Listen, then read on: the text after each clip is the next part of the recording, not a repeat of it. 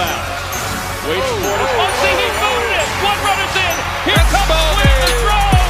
Save! Harper hits one in the air. Left center field. Back it goes. Harper, the swing of his life.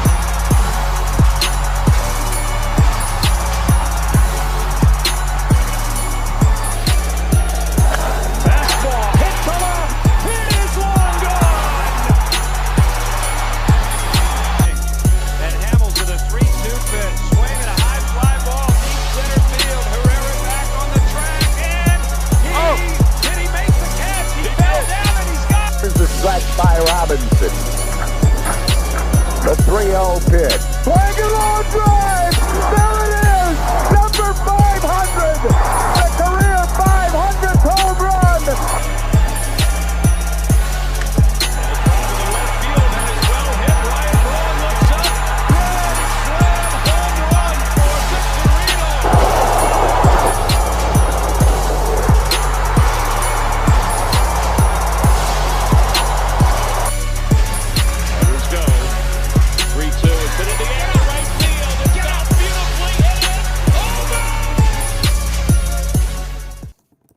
Man, I've missed that intro. Welcome back, everybody, to another episode of the Bell Smashers podcast. As always, I'm your host, Kylie. I'm Jen. And I'm Haley. And so we've been going for a little bit during the off season, and the Phillies have made 2 moves, while losing a couple. So we've got that. The spring training games are finally starting. The first 2 days. Phillies finally play tomorrow. And so let's get into it. So the first thing, the Phillies signed Jesus Luzardo. I love it. With the Phillies losing Jeff Hoffman to the Blue Jays, they had to do that kind of move. Haley, I'll get your thoughts because I know you've got some thoughts on this one. Yep. It's funny. I really liked Jeff Hoffman. And I think that with this Phillies team overall, they had to make moves this offseason that would better them because what happened last year when they ran it back did not work out. So I think at the end of the day, we'll see we'll see what happens. I just think losing Jeff Hoffman was awful. I think that was actually one of the worst things that could have happened this offseason. Hey, Kylie, you have a fan. That's my burner account, actually. No, but yeah, I completely agree. Losing Hoffman kind of it sucks. He had deals with the Orioles and the Braves, which the Braves kind of eats at you a little bit. But he failed both physicals. Yeah. And so he went to, I guess, his third option and passed that physical. So my thoughts with that, and Jen, I'll get yours after, but my thoughts with that were Baltimore and Atlanta wanted him as a starter. And so maybe his elbow just didn't look right for a starter. But for a reliever, you were pitching significantly less innings, in theory. So I feel like that's why the Toronto deal worked and the others 2 didn't. And it just sounds like the Phillies kind of knew they weren't going to keep him. But Jen, I'll get your thoughts on that one. Yeah, I agree with that. Or actually, when I first heard about those failed physicals, my thought was, well, maybe that's part of the reason why the Phillies also let him go, or it was kind of the final straw, like, okay, it's time to part ways. I'm also not happy about it. I think that he's a great pitcher and just a great addition to the team. But ultimately, we won't know right until well into the season and seeing how he does, but also how this starting rotation and bullpen does for the Phillies. Yeah. I mean, it looks like they're going to be relying heavily on Romano. And, Jordan Romano, phenomenal pitcher. Last year was not good for him by any stretch. He was injured. And from what I've heard, he's going into this season healthy. He's going into spring training healthy. So he's had all off season to just kind of be himself, which could be really huge. I was also this excited for another pitcher that the Phillies signed, and you might know him as Craig Kimbrell. And I was very excited for that one because I thought it was a sneaky good move. Which in my defense, all-star. Yeah. In my defense. No, and that's valid. I think people do forget that. And I think that we can look at it now and we're like, oh my God, Craig Kimbrell sucks. But at the time, I do understand why you said that. So, yeah, in my defense, definitely an all-star. That I got that on me. So, well, and I don't blame you though for being excited for him at the time because, honestly, like at the end of the day, like why wouldn't you be? Yeah, like we knew we weren't going to get Kimbrell of old, but the mascot says hello. Hi, Stella. Our resident mascot, Fluffy. Yay. She was listening and we heard Craig Kimbrell and she wakes up from her nap and she just looked at me. I'm like, oh God, I've heard all the yelling at the TV that I used to do. Right? She remembers. Yeah. I'm telling you, the animals remember when the teams don't do well in sports because they have to deal with us reacting. Yeah, they're part of the family. They're part of the family. Imagine how my dog was when the Rams were marching down the field in the divisional round for the second straight time. Yeah. Yeah. Hey, we got this, so it's all that matters. That's right. Well, you know what's funny, though? Going back on the whole championship thing. So, obviously, the Birds won the Super Bowl. And I'm at the Sixers game last night. And it's an awful loss to Boston. I left early. I usually don't leave early, but I was like, hockey's on.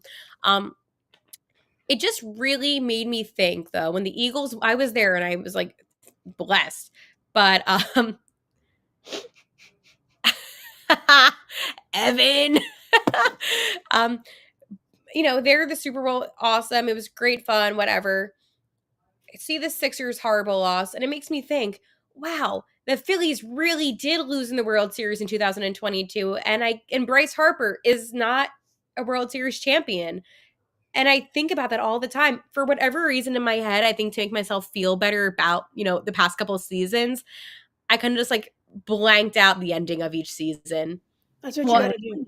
I mean, it's because they should have won. We've talked about it so many times, and they absolutely should have won. I don't understand how they didn't win. I don't understand how they lost the Diamondbacks the season after. I don't understand, honestly, how they even lost to the Mets the way they did last season. Yeah, it's gotten progressively worse, obviously. Yeah.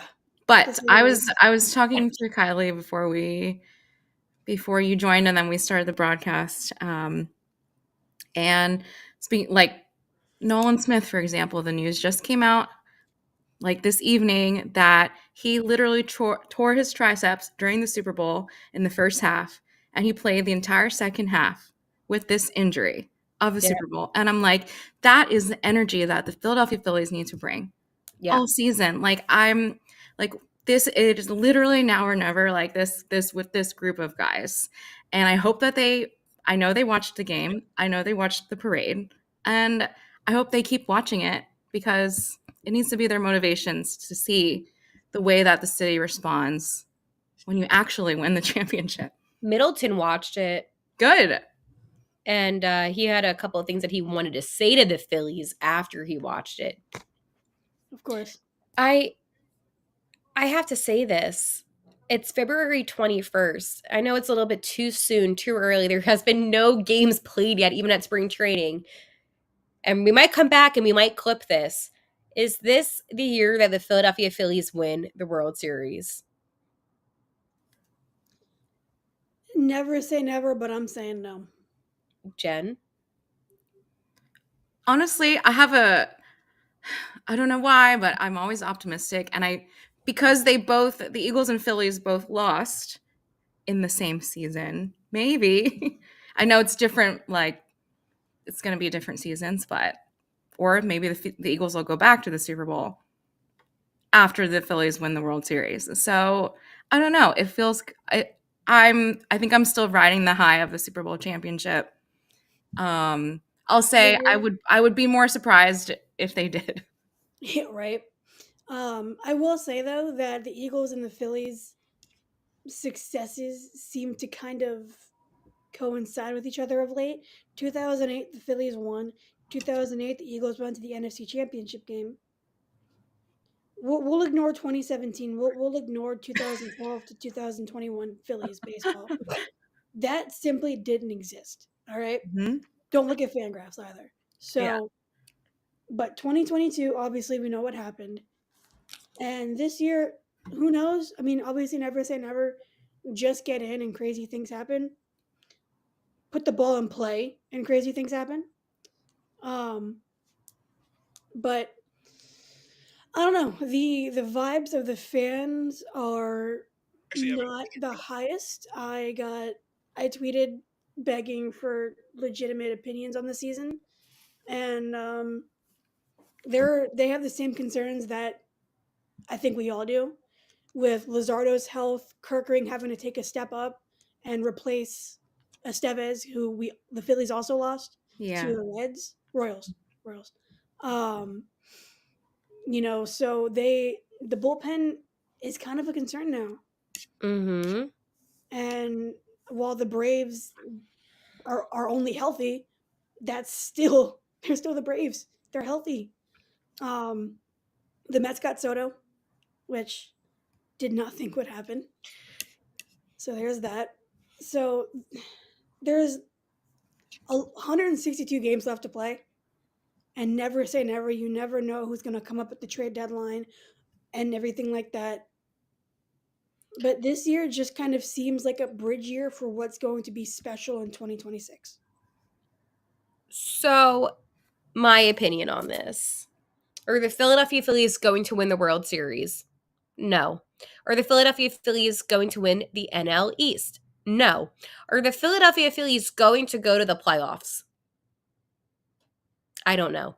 And I think that's the problem. I don't know if I have any confidence in that now.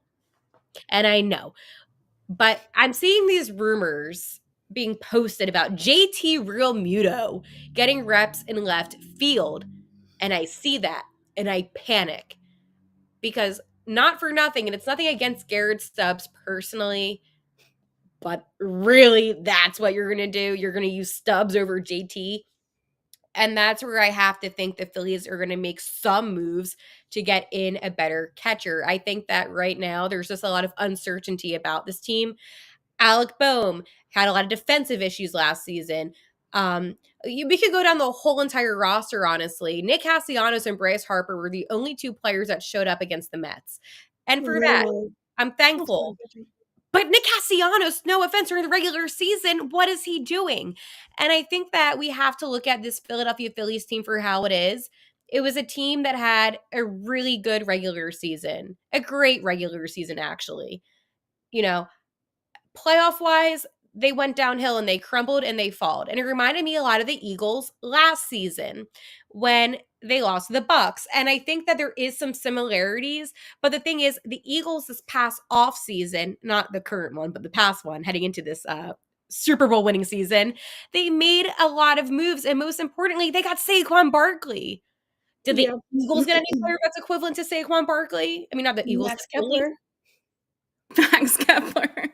Sorry. Exactly. Point proven. We're the Dallas Cowboys of baseball. Hey, I will say, hold up. I'm sorry. No. I'm angry. I'm angry. I reject that. I want to win. No, we don't say that team name here. It's not in black and white like the Cowboys have their championships on VCR, my dude. Yeah. We do too. 2008 was now almost 20 years ago. Look, I don't need to be reminded of that, okay? I feel old. I feel really old. It's awful. And we're still so young. I have something to say. Never see a championship with the Phillies. I actually think that the low expectations will be good for the team. Yeah. Nick Castellanos mentioned this in a interview recently because, he's like, I think for 2023, for example, the expectations were you're going to have to get back into the World Series, and this time you're going to have to win, Yeah. and that was a huge burden on them. And so, you know what? Maybe it's a good thing that people are a little bit pessimistic and not feeling super great about the Phillies this season. Maybe they'll prove us wrong. I want them to win. That's like the thing. I think that's because I care so much, and this will be my closing statement before I have to bounce. But I think because I care so much about this Philadelphia Phillies team, I just don't want to endure the heartbreak that I did last season. And I'm sick of being heartbroken by the Philadelphia Phillies. This is a team that has players that I love. They say don't have emotional connections to players. Well, guess what? I do. I love Bryce Harper, and I love his Philly fanatic tattoo. I love Bryson Stott, Stotty Too Hottie, Bomer hit it on Homer, Marshy, woof woof. Like, I love the daycare. But guess what? I'm 26 now. These guys are older than me, and we can't call them the daycare because these guys are old. This is like Babysitters United Club. You have to begin stepping it up. Despite the fact that most of them do look like they're still 22, they need to play like they're grown adults. I do not. And I know that people on Twitter are watching this probably like, oh my God, this girl is losing her mind. Yeah, because if I have to watch that same level of baseball that I did against the Mets, I'm going to lose it. I love Johan Rojas. I'm in the Johan Rojas fan club. I'm the president CEO. Let me know why he played better in that Mets series than guys like Schwarber did, than guys like Bohm did. That's a problem to me. And that's where the Philadelphia Phillies screwed up this offseason by not making any aggressive moves. They stayed quiet. We're going to run it back. They couldn't even get rid of Alec Bohm. They couldn't even do that, and he was an all-star this season. I don't think they tried to get rid of Bohm. I feel like they might have tried. I'm sure they received offers. Doesn't mean they. I think that like they were open to it for the right price, but they just didn't want to falter because he literally was an all-star. And I don't care what the insecure 15-year-olds say on Twitter, he is a good player. So, you know, it's I don't disagree with you at all by any means. It's just that part is tough because you hear one thing from an incredibly reliable reporter, right? Mm-hmm. And people I know have confirmed it and everything. But at this, like, I will say the only people you can trust on Phillies rumors is Phillies reporters. Yeah, I know that for a fact. Jeff Passan doesn't say a single thing about the Phillies because he's reliable. He's the only person I have notifications on for like. I've hated. Yeah, I mean, the only reliable people are Phillies reporters because the Phillies keep things so in house. Yeah, you don't know, like, any player that the mainstream reporters say that the Phillies are in, throw them out. They're not going to come to Philly. No, they're not at all. It's just speculation, honestly. And the Phillies, just to give everybody a little bit of like a inside the scoop thing. If you're a media member at a Phillies game, for instance, with the Flyers, right? I do media with them. If there's like a big player that and I know Kylie's credentialed and she can, with the Phillies, she can even attest to this. The Flyers, though, they send out audio clips of, the interview that took place within maybe like John Tortorella, something like that. You can speak to players one-on-one after practice, and that's not always going to be on audio with the team. But most of the time when it's like the big player of the day or whatever, they have it on audio. With the Phillies, what I found out through people that I just know that I work with, they do not send out audio of anything in the clubhouse. And Kylie, again, she's been, and I want to give her kudos, honestly, because yes, Jen and I, we love Kylie, and Kylie does not hype herself up enough on this podcast sometimes. I agree. Kylie, not only last season was she credentialed during the actual season, she was credentialed during spring training as well So again, like Kylie gets like this inside information, and whenever Kylie's down there, and I know she tries to get down there a good amount, definitely like give her a follow and definitely check out her socials, because the Phillies do not put anything out. Like, you're never going to No. see the Philadelphia Phillies, here's audio from Bryce Harper. You're not going to see that. So you have to really follow the people that are physically inside the clubhouse. And if you're not inside that clubhouse, it's probably a rumor. So I just wanted to put that out there, because I see people stealing people's tweets all the time on social media. And like Alex Coffey does such a great job. And She's I see her amazing. post something, and then some fan account steals what she posted as their own. And I'm like, well, there's no way you would have seen that without Alex's tweet. Yeah. So I just wanted to put, because I know with other teams, it's always put out there, but the Phillies, it's very selective. It is. I don't even get inside the clubhouse Yeah. yet. And So shout out to the female journalists out there as well, sports journalists especially. hell yeah. I love it. But yeah, it's so tight knit and so under lock and key that you can literally only rely on the Phillies reporters and just people you know in that organization. So you never really know what their intentions are until something happens. Yeah. The I do have to Athletic, bounce. yeah. Haley has to go to job number 6 of the day. Jeez. It's okay. But I'll talk to you guys next week. I can't wait to listen to the rest of this podcast, and go Phils. Thank you. Love you, Haley. Have Bye, fun, guys. Love you. Love Love you. you. Bye. But yeah, we love Haley. What she was saying is true, and I didn't know that about the Flyers. Kind of jealous. Mm-hmm. But no, it's under lock and key. Everything, like they step by step process. It's all under lock and key. So, you heard that the Athletics called the Phillies, and they were like, they're like something with Mason Miller or something. So I believe at this point I don't remember. I'm pretty sure it was Mason Miller, and they said, "What would it take to get Alec Boehm?" And the Phillies said Mason Miller, something like that. And of course you have the insecure 15-year-olds blown away by them overrating Boehm. When you stop to think about it, they're just trying to like. This is how a normal trade goes. You first of all you lowball. So, there's that. And when you don't want to trade a player, you're going to ask for an extremely high price. Because if you get the price, hey, do it. Send it, go. But if you're not going to trade him for pennies, you'd be stupid to. Who are you going to have replace Boehm? Aiden Miller, not ready. Hasn't played third base in his pro career. He's Right. sticking at shortstop. Not happening. Sorry. Bregman, overpriced. Look at that deal. Overpriced. $40 million a year from the Red Sox. Have fun. That's $80 million to the Phillies. Yeah. $80 million for the luxury tax. You want Right. to pay that? Do you really want to pay that? Mm-hmm. Or you have Alec Boehm for $8 million. I'll take it. The answer is pretty obvious to me. See, I love you, Tim. You got it. Hey, Tim. See, Tim gets it. I love Tim.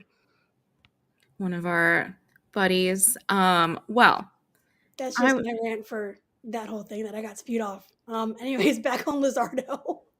Oh yeah, we can go back to Luzardo. I think that's my question, is switching gears again, just looking ahead to this spring training specifically. Mm-hmm. Who and what are we looking forward to?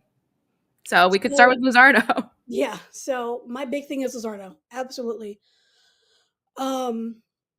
Painter is not going to be playing in any games.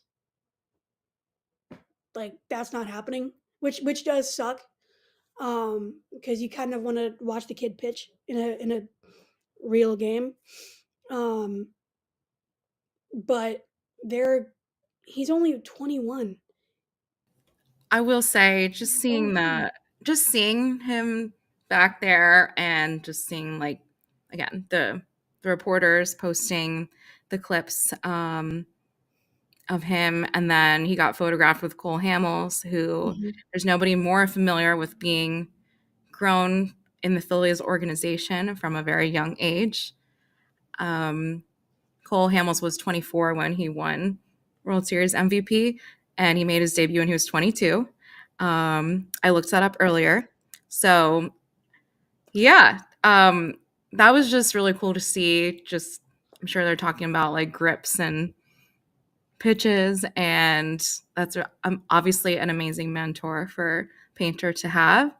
And so I don't want him to be rushed at all. Right, and Tim makes an extremely good point.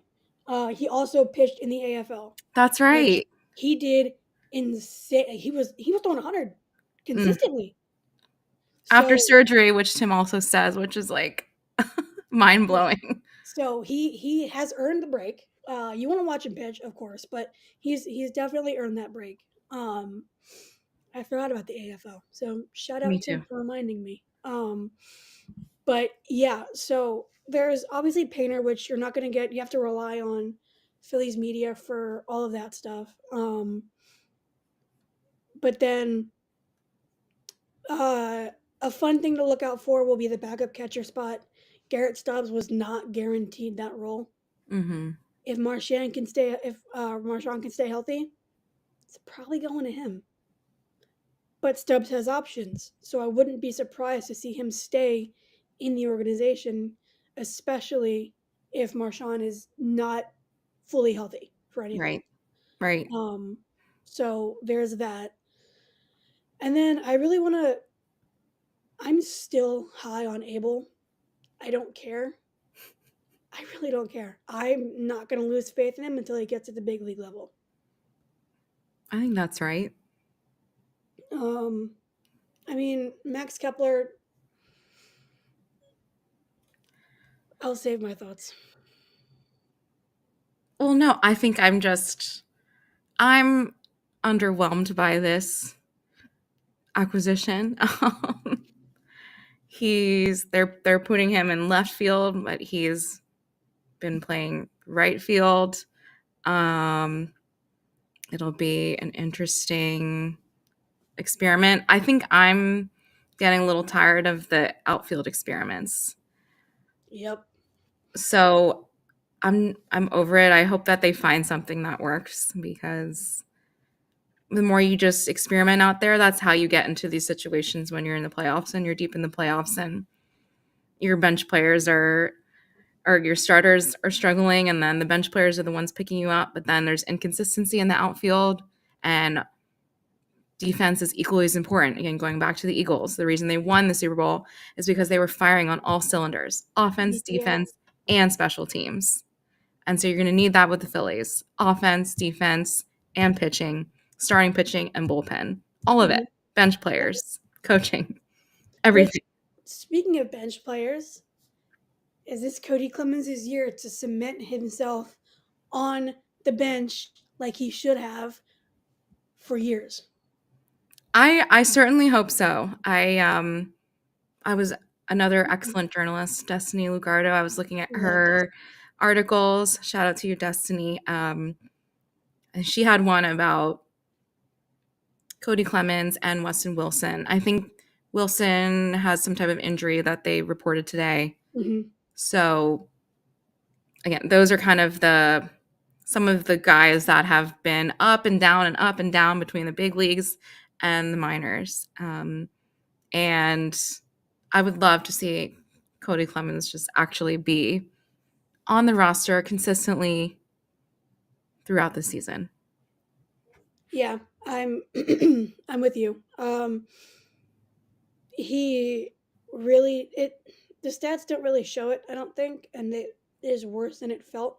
But he was pretty big in a lot of moments, and you and I were at the last game of the season where Cody Clemens had that catch that we thought it was a grand slam. We did. I thought it was gone. Oh, because we couldn't see it. It was so far from where we were sitting. We were right behind home plate. Yeah, which was amazing. But then, yeah, that was and then that was the last time the Eagles lost a game. Then they won 10 in a row after that. They lost a game that day? Yeah, that was literally the last time that they had lost a game. And it's wild to just think about the Eagles and the Phillies overlapping when they do. Literally. But yeah, again, think plays like that. That's what I'm saying. Yeah. Cody Clemens has shown himself offensively and defensively. So why not? Like, finally give him his chance. Yeah, I mean, I was in the box for the last home game of the season last year, and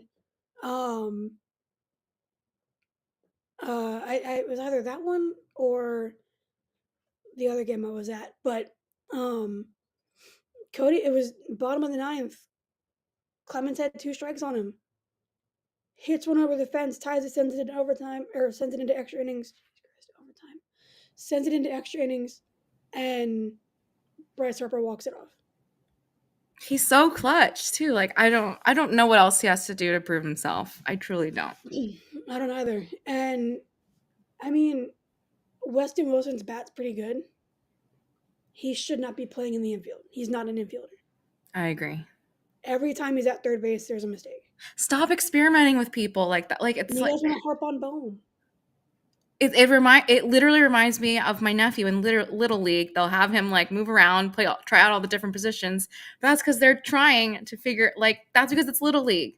Mhm. Don't do that in the Phillies, please. Yeah, like I'm with you. The experiment for the outfield is really annoying. I mean, you have Rojas and Marsh seemingly platooning Mhm. in center field. Both have the same issue. And Rojas is a better fielder. Marsh has a better bat. He's got to keep the strikeouts low. And then you sign Max Kepler, who I believe it said he hit 275 last year against lefties. That's not mashing. Right. And you lose like Marsh is a better defender. So Mhm. Can you put up Christian's comment for people to see? It says, if you want continuity among the outfield, pick your 3 guys and then play the same spot every game. Quit shuffling them around. Or, if you're going to platoon, I mean, if you've been listening, you hear us talk about this too, relying so heavily on statistics and matchups. Like, again, especially in the playoffs, put your best guys out there. Yeah. It's not always like, oh, well, he hasn't hit a lefty in a while. If he's playing the best, put him out there. Or if he's playing the best defense out there, put him out there. Which, speaking of matchups, yeah, there's something going around that the Phillies could shake up the rotation to where it's lefty, righty, lefty, righty. Interesting. So it'd be Wheeler, and then Sanchez, and then Nola, and then Suarez, Luzardo. Which it worked in the postseason perfectly fine if the bats could bat. So I mean, the pitching outside of the weird bullpen stuff that happened, I mean, the Mets magic was just crazy. Grimace had his thing, whatever. Yeah. That was Mets magic. That was gonna happen. So, but that starting rotation, however it worked. Yep. And it seems like Christopher Sanchez added some muscle. Mm-hmm. Shout out Tim Kelly for posting that. Christopher Sanchez added muscle and Jose Alvarado got skinny. Yeah. So we got that going for us. Yeah. So there's that. And then I don't know, it's just It worked, but I don't know how it's going to work in the regular season with 162 games. I also do not agree with doing lefty righty. Once again, there's a reason why your ace goes first, Yep. and then your second best pitcher. In this case, I think Wheeler and Nola are still both aces. That's why they go back to back, and then from there, it's in the order of how effective they are as in pitching, like how deep they can go into games, and like yeah. Yeah. And That's then, not the reason why they've been losing in the playoffs every season. no, it's not. I mean, it worked. I mean, it's one thing to do it in the playoffs, like the matchups in the playoffs. I get, but Tim makes a good point. Platooning Marsh doesn't allow him to improve, or Yep. Rojas. Mm-hmm. Yeah. This is a make or break year for both of them, I think, Yes. because the Phillies have Crawford soaring up the rankings, which Mm-hmm. I'm not sure how I feel on Crawford as a prospect. I haven't, seen him in person. I know a lot of people I trust aren't too high on him, but a lot of people I trust are high on him. So I'll have to see for myself. Mm-hmm. Same. Yeah, as with anything, you got to see for yourself. But the Phillies have a lot of money coming off the books, and there is one player, specifically an outfielder, who's a free agent, who is Mm-hmm. guaranteed to be a free agent next year. Kyle Tucker. The Phillies are going. I'm speculating the Phillies are going to be aggressive in getting him because they have a lot of money coming off the books. They have a JT Realmuto extension to most likely do. But other than that, I don't see them re-signing Kyle Schwarber. I don't. And that's because they need guys to get off their feet. Yeah. And it really hinders the lineup when you have somebody who can literally only hit. Mm-hmm. He hits well, 40 bombs a year. Well, and again, we've said this every season too. The older that this core group gets, the more there's just a lot of players that, like Castellanos too, he could use a few games at DH, and when it's constantly Schwarber, I mean, he's like hogging the spot. So I agree with you that I would also be surprised if they kept Kyle Schwarber. It's a make or break year for 4 guys. Stott, Mm-hmm. Bohm, both of them, Marsh and Rojas. Yeah. Make or break years. And I do not think platooning them is helping Marsh and Rojas have the make or break year that they really should be having this year. Mm-hmm. And I don't think Max Kepler was the option to go with if you wanted to do this.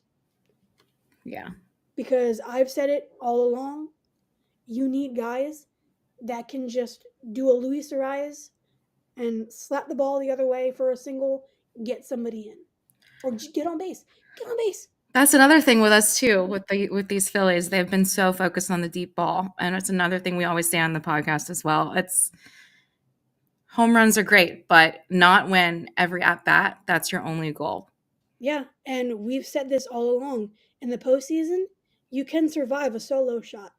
Mm-hmm. It's hard to survive a multi-run home run, and we saw that firsthand. Lindor smacking one to end the Philly season, which Right. we all saw happening. Let's be honest, but it happened, Yeah. and you saw the Phillies couldn't come back from it. Thanks everyone for the comments. We missed everybody. I love my guys. Yeah. I miss talking Phils. So I'm gonna point out this one real quick. My guy Wendy. It says Yeah. Kyle Tucker just saw what Soto got and can't wait. So here's the thing with that. He will be the most prized possession this offseason, so he's Yeah. going to get the most money, Mm-hmm. like Trey Turner. Mm-hmm. But keep in mind, there's other players going into free agency. You have Vladdy. You'll most likely have Schwarber. Mm-hmm. Kyle Tucker, and there's probably one or two more that I'm just forgetting off the top of my head. Yeah. So it's going to be competitive. So what happens? I mean, obviously, we don't know. We know he's going to get the highest paid contract of those guys available. He's the number one free agent. I don't care what it costs. That's not my problem. You have to do what you have to do to get Kyle Tucker on this team. You have to. I am so ridiculously high on Kyle Tucker for this team specifically. Yeah, he'd be great. Like, one player doesn't usually make the big differences. Soto would have made all the difference with this team. I mean, you saw what he did for the Yankees. Hitting behind Judge, he was hitting in front of Judge. You know, so he's going to help the Mets, obviously. Mm-hmm. And I feel like somebody like Soto would have been the missing piece. And I think Kyle Tucker would be the missing piece with this team specifically. Because there are clearly a few missing pieces. And like Haley was saying, it's just the moves haven't been big enough. Again, Luzardo was the most exciting thing of the offseason, really. Yeah, and I'm excited for it. I'm very, very excited. I am too. I mean, he said in his first interview, like, I'm glad I won't have to be on the opposing team. So I was at one of his games that he pitched at Citizens Bank Park during the postseason, and everybody chanting Luzardo, Luzardo. Was that game 1 or game 2 in the wild card? Oh, I think game 1 actually. Because that was at game 2. This picture behind us is actually from game 2. Oh yeah. So it must have been game 1 because I'm pretty sure it was different.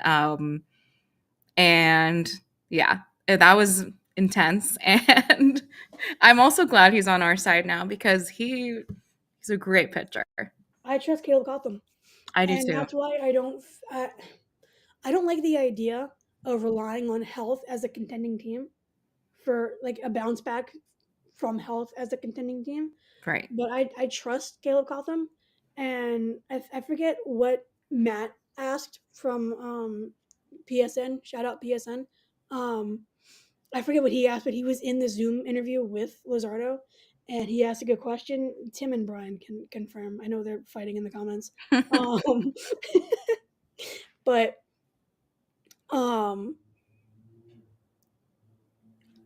I really do like the Luzardo signing. I like it more than Romano.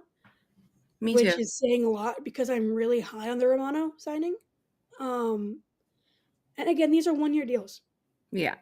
So while Prove it's it. to seemingly be in a bridge year, they still have guys to watch, to play. Like, I understand the pessimism completely because every year it's gotten worse. Well, and Brian actually asked us that, and you might have missed when I was saying it earlier, Brian, but he says Castellanos mentioned that the team feels like the pressure's off of them. Do you agree? And essentially, I do agree. I think, again, for Philadelphia sports fans, especially after witnessing this incredible Eagles season, it's just hard to now then go into the Philly season after it's been 3 straight years of disappointment. Mhm. So I'm hoping that them watching the Eagles, and I was also saying it's not like 2023 when they felt the most pressure to run it back and actually win. I hope that the pressure is off of them and they just like play ball again. Like you don't have to go deep every single at bat. Just get a base hit. That's why I was kind of skeptical on keeping Kevin Long. Mm-hmm. He is very respected for a reason, and the players love him. So you trust that. But at the same time, the philosophy has to change. Yeah. I'm so tired of, like, batting average doesn't matter in today's game. Obviously, it's the RBIs, and if you ask any Bohm hater, RBIs are just luck. But if you ask any intelligent person, it requires skill. So, it's there needs to be somebody that can actually either get on base or rip that single through first and second, or short and Mm-hmm. third, and just get the ball out there. Because you have speed. JT's fast. Trey Turner's fast. Rojas is fast. Marsh is fast. Stott's pretty fast. You got fast players. Yep. Get somebody that can just rip that single. Exactly right. And that's something we'll talk about too. And that was one of the questions that we got was Trey Turner potentially batting leadoff, and what we think about it. Yeah, I saw that and I meant to. That'll be a good thing to end on. Mhm. I like Trey Turner leading off. The idea. We saw how him leading off in 2023 worked, and it was a disaster. So much so that the stereotypical toxic fans decided to give him a standing ovation. That's how bad it was. Right. It worked out. I mean, he was insane after that, so that's fine. But I just have to see it in person to really get the idea, because Schwarber hits into a lot of double plays. He grounds out a lot. He does. A lot. So does JT. And Only obviously, 7 double plays though, but JT grounds out a lot. So right. if you have players on first base, and you have Schwarber coming up with 2 outs, ground out kills the inning. Mm-hmm. So you have to play with that.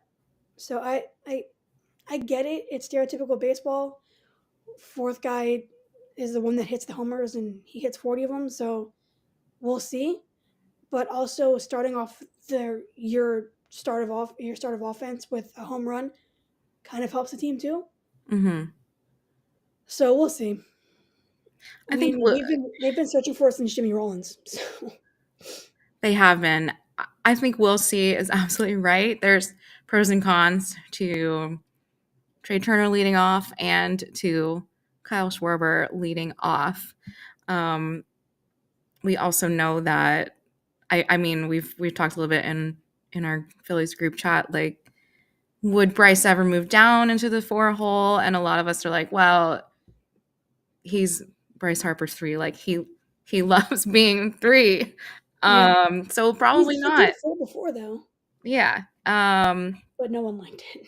Exactly. So it really does depend. I think they should, if there's one place to test it out early in the season, Spring training. sure. Yeah, go for it.